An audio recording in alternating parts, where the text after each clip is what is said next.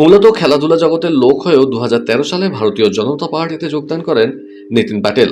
প্রথমে 70 নম্বর ওয়ার্ডের সাধারণ মেম্বার, তারপর 2016 সালে ভবানীপুর মণ্ডলে সভাপতি পদ পান তিনি। 2021 সালে রাজ্যে 70টি আসন পাওয়ার পর এবার দল শাসন ক্ষমতায় আসছে, এমনটাই আত্মবিশ্বাস তার। নিতিন প্যাটেল জানালেন, নিতিনদা, আপনি তো মূলত খেলাধুলোর জগতের লোক, হঠাৎ করে রাজনীতিতে প্রবেশ কেন? খেলাধুলা তো একটা মাধ্যম, কিন্তু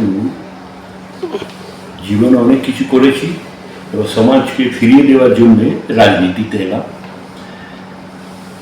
আমাদের প্রধানমন্ত্রী নরেন্দ্র ভাই মোদী যখন প্রাইম মিনিস্টার হবে, সেই সুযোগে আমি এই রাজনীতিতে অ্যাক্টিভ রাজনীতিতে এসেছি।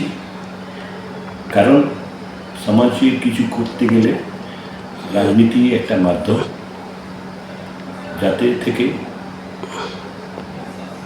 লোকেদের ভালো কাজ করতে পারবেন, সুযোগ সুবিধা,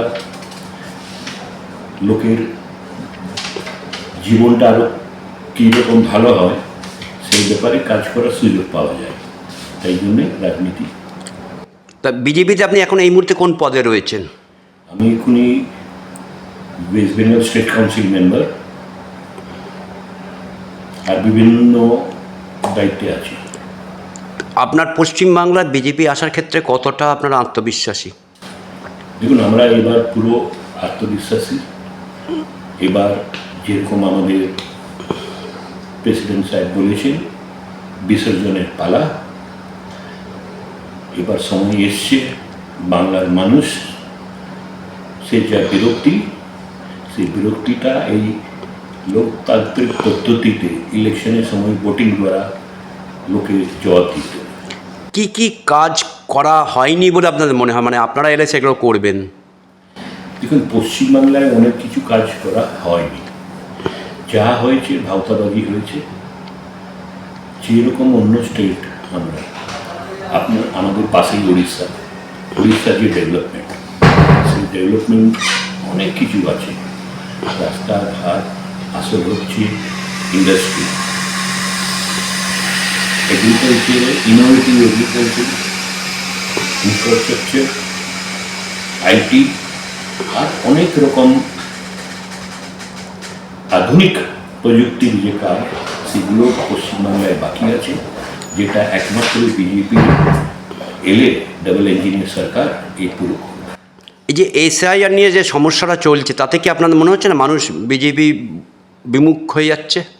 না, এসআইআর তো একটা প্রক্রিয়া। আগেও এসআইআর হয়েছে, এখনো হবে। আর বাইরের সিটিজেন, যে ভারতীয় না, সে তো ডিসাইড করতে পারবে না যে কে প্রাইম মিনিস্টার হবে, কে চিফ মিনিস্টার হবে। সেই জন্য এসআইআরটা আমি মনে করি খুবই উপযুক্ত। মানুষ হেনস্থা হচ্ছে না, হেনস্থার শিকার হচ্ছে না? না, ভালো কাজে কিছু লোকটা হতে পারে হেনস্থা হচ্ছে, সেটা এইখানে টিএমসির চক্রান্ত জন্য। কারণ ইলেকশন কমিশনে যারা আছে, সেটা তো টিএমসি ক্যাডার। তারা এসআইআরকে বদনাম করার জন্য ভুল ত্রুটি করছে, যাতে এসআইআর বদনাম হয়ে যায়। কতটা আত্মবিশ্বাসী আপনারা যে পশ্চিমবাংলা আপনারা আসবেন? মোর দেন 100%।